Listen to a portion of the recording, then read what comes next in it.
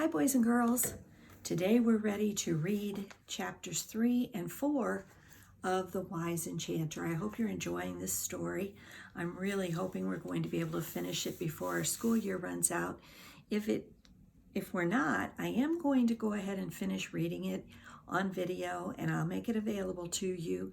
And hopefully that you'll enjoy the book so much that you'll ask Mom or Dad to get it for you maybe, and you can read the rest of it, or you can read along with me.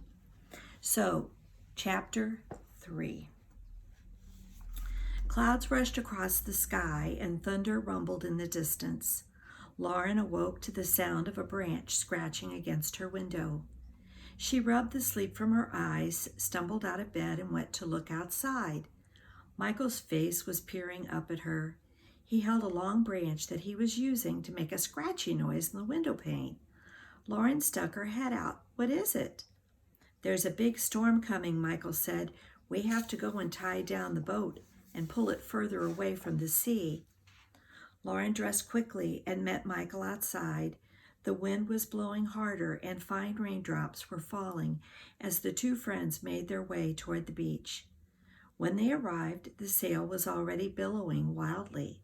Michael had to use all his strength to tie it to the mast. "We couldn't have sailed in this weather anyway," Lauren shouted over the crashing waves. They pulled the boat up the beach as far from the pounding sea as they could, but they couldn't pull it all the way. They would have to leave it where it was, perched awkwardly on its side. The rain was closing in. "The tide will come in too far," Lauren said. "We need to pull the boat back to the dunes.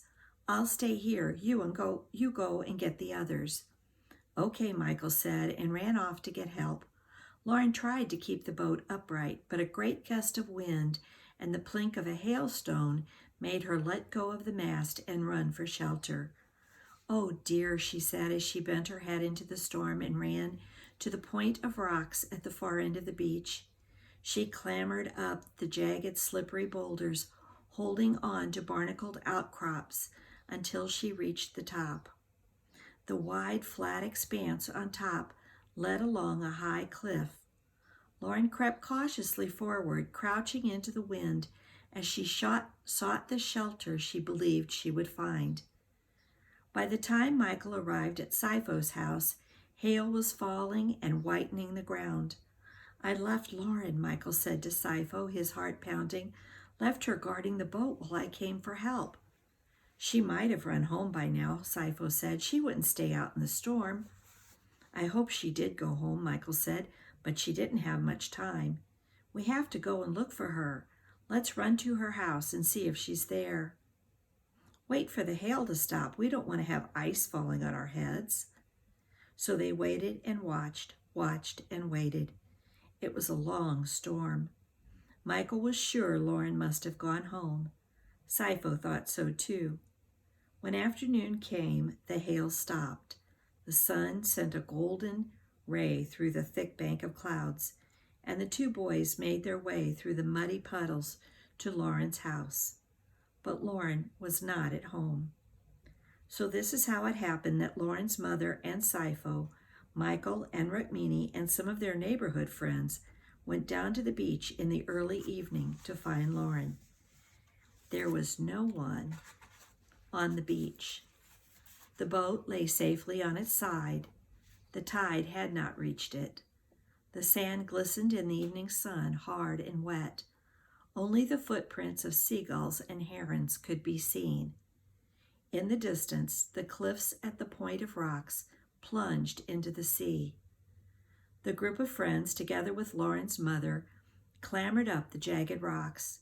The sea crashed below them and showered them with droplets of spray. "It's so high," said Rukmini with dismay. "Why would Lauren have come this way?" No one said anything. Then after a while, Sipho spoke quietly. "There are caves for hiding in, beyond the cliffs. I've seen them." The sun went down, the waves turned to gold, and a rainbow spanned the dark clouds that were vanishing in the east. The group of rescuers came to the top of the cliff and walked along the flat rocky ground. The first star came out and a thin crescent moon rose, but still there was no sign of Lauren. The group carried flashlights and they shone them as the sky turned to a deep blanket of blue. Suddenly, Michael gave a shout, "Look!"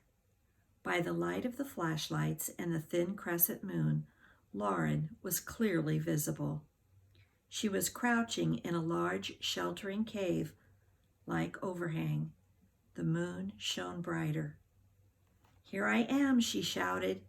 Carefully climbing out, she gave a cry of relief and ran to hug her mother and her friends. Overjoyed that his friend had been found, Sifo stared at the cavern, at the cave and the crescent moon. His eyes moved from one to the other and back again. Around him, everyone was talking excitedly, but he seemed to be in another world.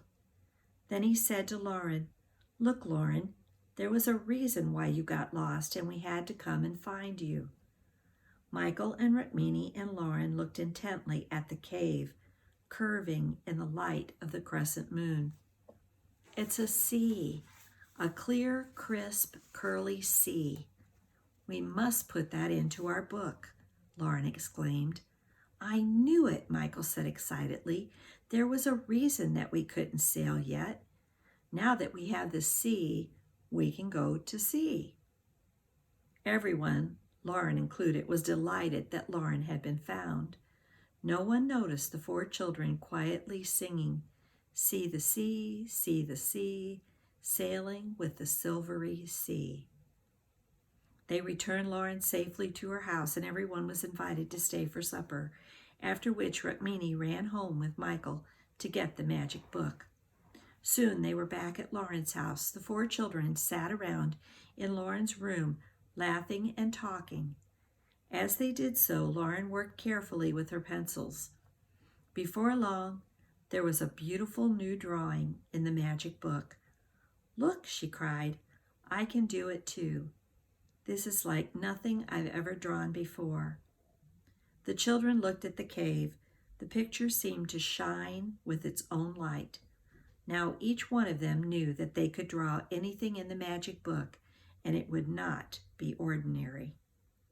"We ought to say something before we leave tomorrow," Michael said softly. "You mean like leave a note?" Rukmini said, "so no one comes to look for us." "And no one worries about us," Lauren added. "Good idea," Sifo agreed. "We each leave a note, and we meet at sunrise before anyone is awake." That night, the boat waited quietly under the bright starry skies for the day that lay ahead.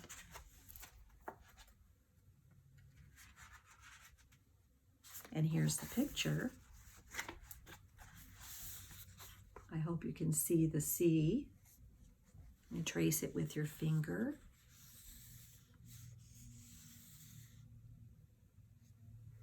We're going to stop this video here